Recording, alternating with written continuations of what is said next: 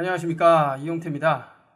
이번 시간에는 스플라인을 통해서 오브젝트를 생성하는 방법에 대해서 살펴보도록 하겠습니다. 이전 강좌에서 기본 도형을 만들어주는 방법 살펴봤었죠. 3D Max는 이처럼 기본 도형을 통해서 오브젝트를 생성하는 방법과 이번 시간에 배울 스플라인, 즉 선을 이용을 해서 원하는 오브젝트의 모양을 만들어주는 두 가지 형태로 원하는 모델링 작업을 해줄 수가 있습니다. 스플라인은 먼저 선으로 입체 오브젝트의 형태가 될 윤곽을 그려놓은 후에 익스트루드와 같은 모드파이어, 즉 변형 도구를 통해서 면을 생성하게 됩니다. 이것은 앞서 학습한 기본 도형과는 전혀 다른 방식으로 오브젝트를 만들어주는 방식이기 때문에 캐릭터와 같은 기본 도형으로 표현하기 어렵거나 불가능한 형태를 표현을 해줄 수가 있습니다. 일반적으로는 로고와 같은 그러한 입체 오브젝트를 만들 때 주로 사용을 하게 됩니다. 그렇다면 스플라인을 통해서 오브젝트를 만드는 방법 살펴보도록 하겠습니다. 크리에이트 탭으로 이동을 한 후에 스플라인을 사용을 하기 위해서 쉐이프를 선택을 해줍니다. 기본 도형을 만들어주기 위해서는 지아머트리를 사용을 했었는데요. 스플라인을 사용하기 위해서는 쉐이프를 선택을 해야 되겠죠. 쉐이프 또한 몇 가지 방식을 사용할 수 있는데요. 스플라인과 넙스 커브 그리고 익스텐드 스플라인 세 가지 방식을 사용할 수가 있습니다.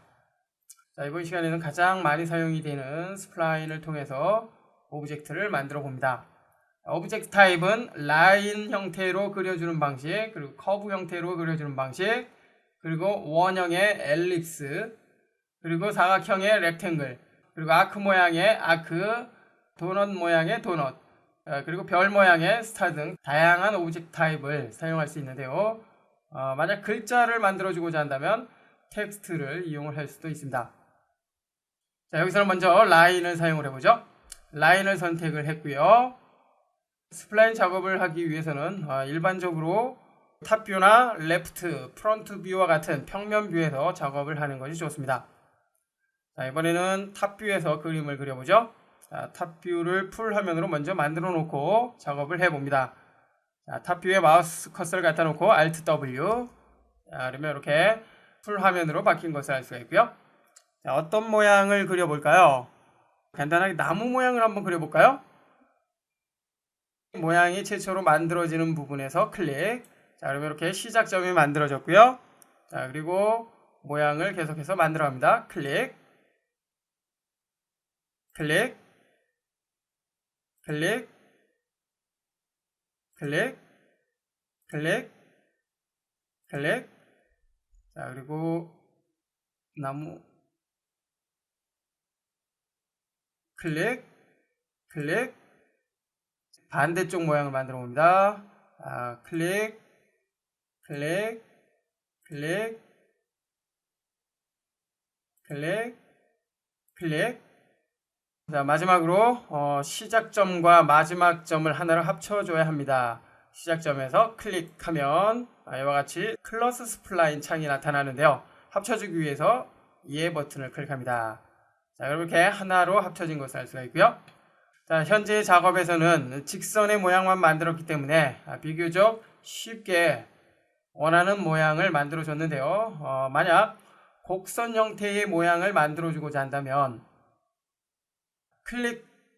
클릭한 후에 자, 이렇게 마우스 버튼에 손을 떼지 말고 드래그를 해서 원하는 모양으로 만들어 주면 됩니다. 포토샵의 펜 툴과 같은 방식으로 사용을 하게 되죠.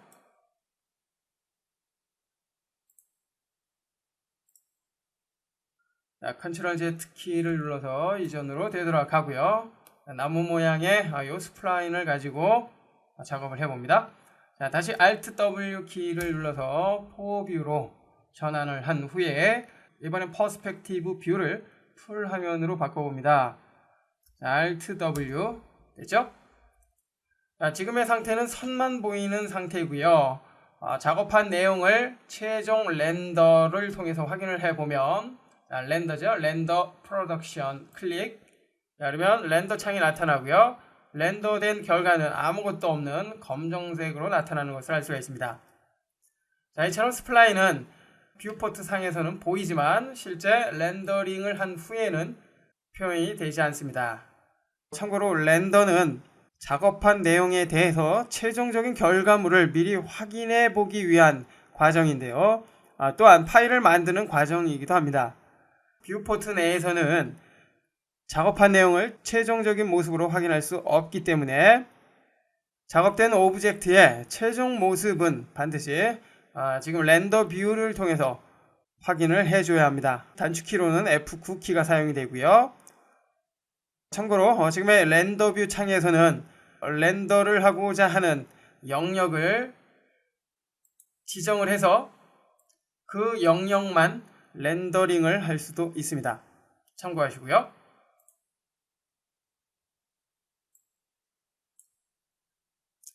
자, 이제 지금의 선으로만 되어 있는 이 오브젝트를 입체감이 있는 오브젝트로 만들어 보도록 하겠습니다. 자, 그렇게 해주기 위해서 모디파이 탭으로 이동을 해주고요. 모디파이어 리스트를 열어봅니다. 자, 여기에서는 오브젝트를 다양하게 변형할 수 있는 그런 기능들이 있는데요. 뭐 작업을 하다 보면 모든 기능을 다 사용을 하진 않지만 그래도 자주 사용이 되는 그런 기능에 대해서는 알아둬야 되겠죠. 자, 지금처럼 선으로 이루어진 이 오브젝트를 입체감 있는 오브젝트로 만들어주기 위해서는 익스트루드를 사용을 해야 합니다. 자, 익스트루드를 적용을 해보죠. 자, 익스트루드를 적용을 하니까 이와 같은 모양으로 만들어졌습니다. 모디파이어가 적용이 되면 이처럼 스택이라는 이 공간에 나타나게 되는데요. 라인을 선택하면 라인으로 이루어진 그 작업 구간으로 이동이 되고요. 방금 적용한 익스트루드를 선택을 하면 익스트루드에 대한 작업 상태로 이렇게 전환이 됩니다. 참고하시고요. 그리고 아래쪽에 Remove Modifier from the Stack을 사용을 하면 선택된 모디파이어가 삭제가 됩니다. 작업을 하다 보면 적용된 모디파이어를 삭제를 할 경우가 있는데요. 그럴 경우에 유용하게 사용이 되는 그런 기능이죠. 자, 익스트루드가 선택이 된 상태에서 아래쪽에 파라미터를 봅니다. 자, 어마운트 값을 조절해 보죠. 자, 두께가 조절이 되는 것을 알 수가 있고요. 자, 그리고 아래쪽에 세그먼트 마디죠. 자, 마디에 대한 설정 해줄 수가 있습니다. 다양한 모양으로 오브젝트를 편집하고자 한다면 지금의 세그먼트를 통해서 마디에 대한 개수를 충분히 설정을 해 주어야 합니다. 현재는 특별히 마디는 필요 없기 때문에 세그먼트를 1로 해주고요. 자, 이 상태에서 이제 렌더 뷰를 해보면 아까 이 지점만 지정을 해놨기 때문에 다시 이렇게 크게 원상태로 해주고요.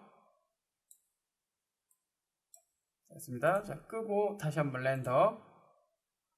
렌더 후의 모습을 보니까 어떻습니까? 스플라인을 통해서 만들어진 그 모양이 입체적인 모양으로 바뀐 것을 알 수가 있습니다.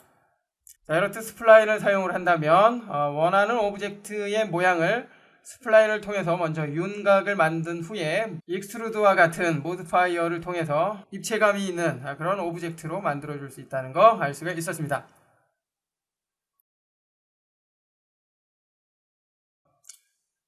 선택하고 삭제를 합니다.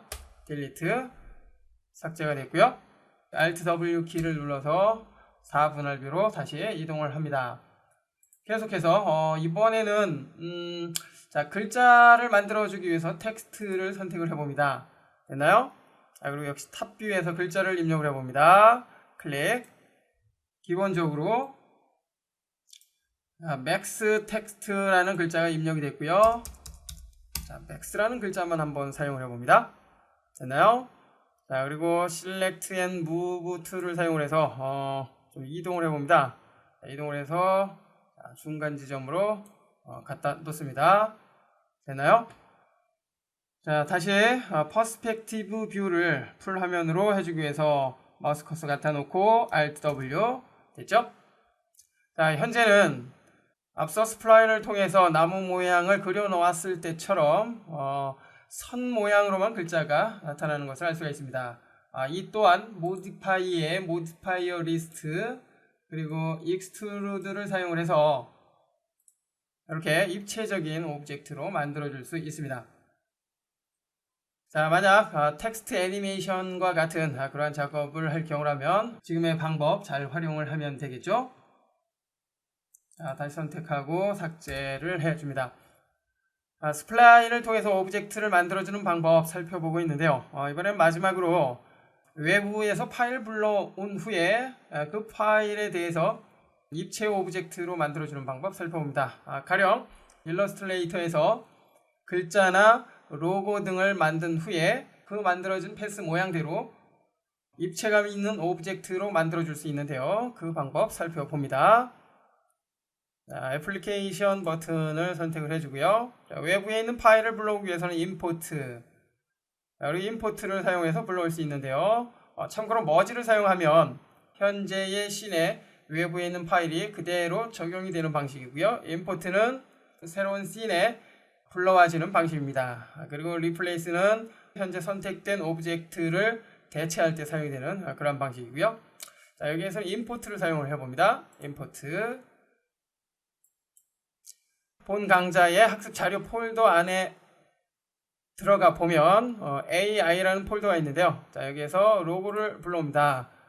참고로 일러스트레이터 파일을 불러오기 위해서는 일러스트레이터에서 작업한 후에 저장할 때의 버전을 9.0 이하의 버전으로 설정을 한 후에 파일을 만들어야지 3ds Max에서 아무런 문제 없이 사용을 할 수가 있습니다. 참고하시고요. 자, 로고를 선택해서 불러옵니다. 오픈. 자, 합쳐진 상태로 불러올 것인지 기존의 오브젝트와 대체를 한 상태로 불러올 것인지 선택을 해줄 수가 있고요. 자, 이번엔 머지, 즉 합쳐진 상태로 불러옵니다. 오케이.